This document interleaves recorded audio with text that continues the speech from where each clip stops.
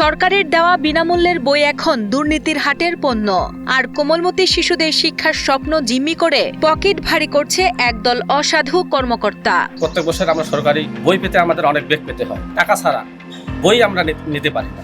আমরা যে বইটা আনতে যাই, এই বইটা আমাদেরকে টাকা ছাড়া আমাদেরকে বইটা দেওয়া হয় না। গত 2-3 বছর যাবত আমাদের কাছে মোটা অঙ্কের টাকা ছাড়া, বিশেষ করে শিক্ষা অফিসে আমাদের বাবু ভাই আছেন, টাকা না দিলেই বই দেওয়া যাবে না, এই ধরনের বিভিন্ন বাহানা বিধান বাইর করা হয়। পঞ্চগড়ের দেবীগঞ্জ উপজেলায় সরকারের দেওয়া বিনামূল্যের পাঠ্য বই কিন্ডারগার্টেন স্কুলে সরবরাহের ক্ষেত্রে ঘুষ বাণিজ্যের অভিযোগ উঠেছে। শিক্ষকদের দাবি, প্রথম থেকে পঞ্চম শ্রেণীর বই পেতে তাদের 10 থেকে 25,000 টাকা পর্যন্ত দিতে হয়েছে।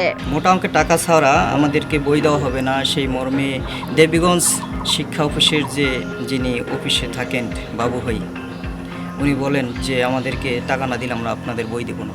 আমাদের দেবীগঞ্জ উপজেলায় যতগুলো কিন্ডারগার্টেন স্কুল আছে, সব কিন্ডারগার্টেন স্কুলের প্রধান শিক্ষকরা জিম্মি হয়ে যায়। আমরা বই যদি জানুয়ারির 1ম তারিখে আমরা বই দিতে না পারি, তাহলে কিন্তু আমরা গার্ডিয়ানদের কাছে আমরা জবাবদিহিতার শিকার হই।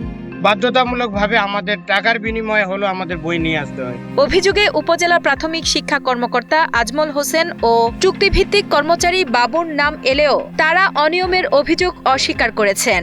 এ বিষয়ে উপজেলা নির্বাহী কর্মকর্তা ইন্দ্রজিৎ সাহা বিষয়টি তদন্ত করে অনিয়মের প্রমাণ মিললে ঊর্ধ্বতন কর্তৃপক্ষকে জানানোর আশ্বাস দিয়েছেন। আমাদের যে প্রাথমিক শিক্ষার যে সরকারি বই বিতরণ বিনামূল্যে, এই বিতরণের বিষয়ে কিছু যে আমি সাংবাদিক ভাইদের কাছে মৌখিক অভিযোগ পেয়েছি যে আমাদের যে কেজি স্কুলগুলো আছেন, এদের বই বিতরণের ক্ষেত্রে আমাদের যে সংশ্লিষ্ট দপ্তর প্রাথমিক শিক্ষা অফিসের ক্ষেত্রে কিছু অনৈতিক অর্থ দাবির প্রচলন রয়েছে বা এরকম একটি মৌখিক অভিযোগ আছে। তবে এই বিষয়ে আমাদের কাছে এখন পর্যন্ত কেউ কোনো লিখিত অভিযোগ দাখিল করে নাই। লিখিত অভিযোগ দাখিল করলে আমরা যে এই বিষয়ে প্রয়োজনীয় তদন্ত সাপেক্ষে আমাদের যে সংশ্লিষ্ট কর্তৃপক্ষ, ঊর্ধ্বতন কর্তৃপক্ষের দৃষ্টিতে নিয়ে আসবো আমরা।